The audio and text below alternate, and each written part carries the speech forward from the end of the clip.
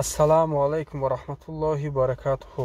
Бародарои аҳли ислом, хитоби ман ба кулли мардуми тоҷик. Э бародарои азиз, э дӯстон, охи ман як чӣ намефаҳмам. Ай шумо ая лайк метарсе, лайк неми лайк як зер мекунӣ, метарсе ки ҳеҷка намебинам он лайка дар чиз бигем шабакаҳои интернетӣ. бо шумо ба як зидди як палид як худозада хестание. охи ками ҳеҷ шумо боварӣ надорем ба худо. охи ҷиқе лайка 50, 60, 70 ҳазор шава, мо иншааллоҳ митингак овоз мекунем ки дар киҷо мешавад. дар 5 минтақа иншааллоҳ митинг мекунем дар Тоҷикистон. мо бинем ки дар ҳақиқат шумо мехезе ҳасте ранги ки акай иззат амона тела каде бурде бечора айна маҳкамаш кадан хаб шерои нар киҷо шуди ман намедонам. аку алло алам худо аку саломат бошед, дар ҷое бошею некем. охи бародарои хи намешава акай иззат амона ёрдам кардан дар кор, кӯмак кардан дар кор. ваям оила дора, фарзанд дора. э мардум ҳалҳала каде ёрдамтон кард, бечора на шабу на рӯз хоб накард.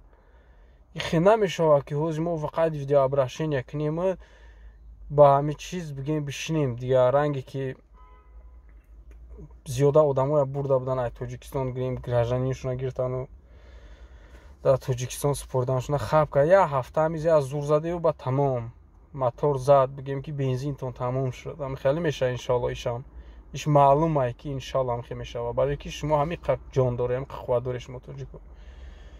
баъд сахт ба як гапи ма сахтон мераса, қаҳртон мекуна ки мо гапи сахт гап баланд гап задем да. охи маям қаҳрам мекунад чуна ки иқадар дар вақте ки сахти ҷонбуроӣ ҳукумати Тоҷикистон 1 кило картишкато навард, ҳеҷи ай дасташ наомад, наметавонад. фақат и бадбахт миллат мекуша. ҳамин миллати тоҷика несту нобуд кардеса, фақат лидеротона мекуша. кадом тоҷик ки кӯмак ба камбағал мекуна, ҳавая бояд зиндон куна, бояд ҳавая куша. бо ини хеле пасудоҳое ки ватанфурӯшое ки пастан, бо пиштибонии Раҳмонов мекунанд. э худо бизана шумо касофатҳои оқи падароя. акай иззат амон бигем ай президента хизмат зиёд кардагия. агар дар байни 3 солам карда бошад, дар байни 5 сол 30 соли Раҳмонов хизмат ҳеҷ кардаги нест. фақат миллат, фақат лидер куштагия Раҳмонов. бародарои аҳли ислом, лайка биҷиқе ки мо бинем дар ҳақиқат шумо ҳасте, ҳақиқат мехоҳе ки ҳамин бигем ки ҳамин золимоя несту нобуд кунем. мо мардум мо ягон кас кӯмак намепурсем. лайка биҷиқе бинем дар ҳақиқат шумо ҳасте. иншааллоҳ мо митинга овоз мекунем, дар 5 минтақаи Тоҷикистон митинг мекунем. иншааллоҳ як минтақаи мо бигирем, басай мода мехамем ё кадом минтақае ки набоша ҳозир намегирем. иншааллоҳ мо бинем ки ҳақиқат лайкҳои мо зиёд мешава, мо и бадбахтоя нест нобуд мекунем. ина ва аллоҳ қасам, дар болои сар аллоҳ ман дурӯғ намегӯм. агар дурӯғ гӯям дар шумо бигӯм, аллоҳ шоҳидай, зиёда одамое ки ман медонам дар ҳамин ҳукумат кор мекунанд, дар дасти ҳамин режими Раҳмонов, мега ки ҳамин мардум бихеза, ҳамин ҳақиқат ҳамин бихеза ки бифаҳмем ки хестагианд.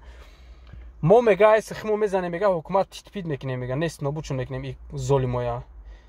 охи аваям бечора дар ҷоншон омада. фикр накунем ки зиёдаш 20 ё 30% дар ҳамин ҷонаш омадагия. просто метарсанд дар Тоҷикистон ҳамин як ҳукуматӣ бига ки ман розӣ нестам, мебаранд хоини миллат, террорист, экстремист мегӯянд, мекушаншам. мешине шумо хаб чӣ хел ки дар турмаҳо бигем дар зиндонҳои Тоҷикистон 50-100 нафартона куштан, хаб ка 100 нафар бародарои моя куштан, як тамон овоз набаровардем ки чиво ихе шид. бе ягон камера, бе ягон чиз бигем ки резашон кардану бурдан гӯршон кардан. бародари аҳли ислом, ҳамин шумо ҳақиқат агар мехоҳе ки ҳамин золима нест нобуд кунед, лайк биҷиқе ки мо бинем дар ҳақиқат просмотро зиёд шава иншоаллоҳ ки мо бинем ки дар ҳақиқат шумо ҳасте.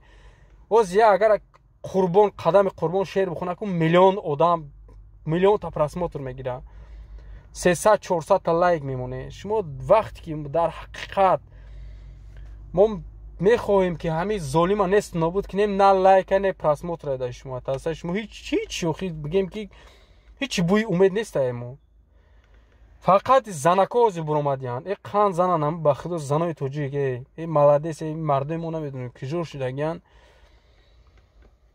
ин қадар тарзончакам нашӯхӣ бародаро ба номи аллоҳ ман намефаҳмам ки то ин дараҷа ба худо қасам даш гап зада наметавонам. ман дигар гап надорам да шумо просто. хай ко видеообращение метарсе ай лайка метарсем ки лайка бижихи дақиқа шумо ҳасте зиндае э мардум. е вақте ки бигем акай Иззат Амон буд мо бо шумоем 100 нафар 100,000 нафар мо мехезем. шумо 2000 лайк мемоне. ай бигем 100 бигем оилаи акай Иззат Амон баромад кадагиай 200,000 просмотр дора, нав 10,000 лайк мондин. ай 200,000 лайк намемоне ки мо бифаҳмем ки шумо ҳастед. ҳама ҳукуматдороам бифаҳмем ки шумо ҳастед. ҳақиқат дифоъ мекунем ва ҳастед иншоаллоҳ дар бари мо. биё лайка зер кунем, нависе ки дохили Тоҷикистон чанд нафаре. мо иншоаллоҳ ҳисоб китоб кунем, митинг кунем, хезем. ба мо як иншоаллоҳ бо як барои ҳукуматдоро як чӣ дорум ки паёмад дорум ки вақте мо митинг кардем иншоаллоҳ ранги Беларусия, ранги Россия мо намехезем ки шумо бирои раве истифоте мо ихе намекунем. мо шумо ба зури ранг қирғизо зада мебирорем. аз сари вазифа зада мебирорем. кадом инсоне ки набоша ба зидди бародари ма тир мезанад вай хоини миллатай ва террорист экстремисти Тоҷикистонай.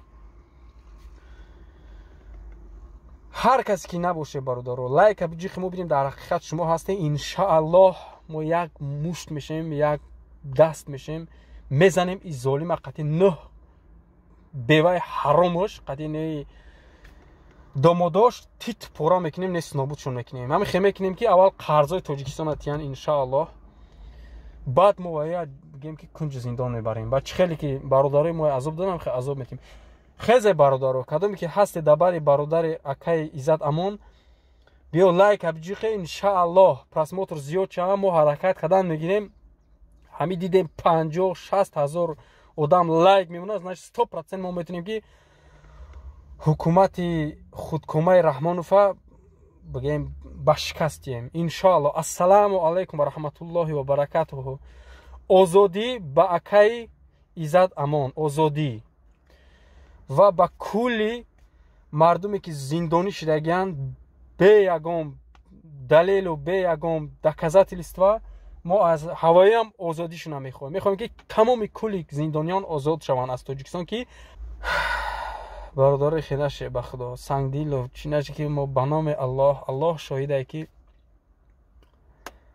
мо хор мешем. ина валлоҳ қасам ина ними замина уже дар китои фурӯхтагиан ним дигаша дар қирғизо уже додан. қирғизо ҳозир боҳона кофтса мега ки биё я хоруға тебра ай кӯҳ замин бигӣ ақли қирғизоя би мега ки шаҳра дамо теё рав ай кӯҳ замин метемтона. ина дар ик дараҷа уже тоҷикоя бадбахт дидагиянд ки мо ҳеҷ чай даст мо намеяд даст Раҳмонов ай. ҳозир бо қатъи Афғонистон дин рӯз бигем ки омадан 6 там бо замина нимш дар Афғонистон мета бо мебине.